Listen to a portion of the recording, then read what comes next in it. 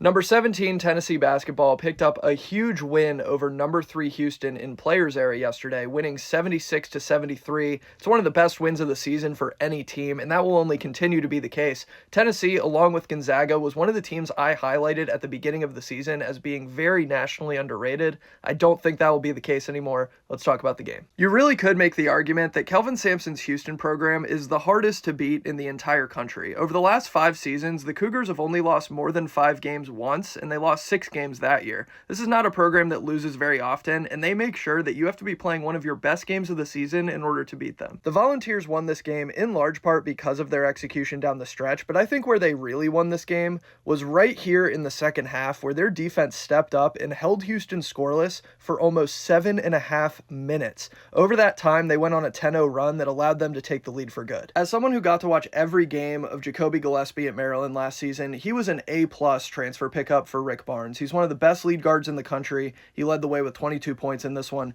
Then you got to shout out Bishop Boswell and Jalen Carey for their contributions. Their fingerprints were all over this win for Tennessee. Both made key plays. Boswell was everywhere defensively, did a lot of the little things in the margins that you have to do to beat a team of Houston's caliber. And then Jalen Carey, what he was doing inside, he was physical. He was great rebounding the ball. You have to have a physical front court presence to match up against this Houston team, and he really delivered. For Houston, you never want to lose, obviously, but if you're going to take a loss, this is probably one you're fine with taking. Kingston Fleming's 25 points on 66% shooting. He's so nice, and it's November of his freshman season. Imagine how good he could be come March. I'm really excited to see that play out.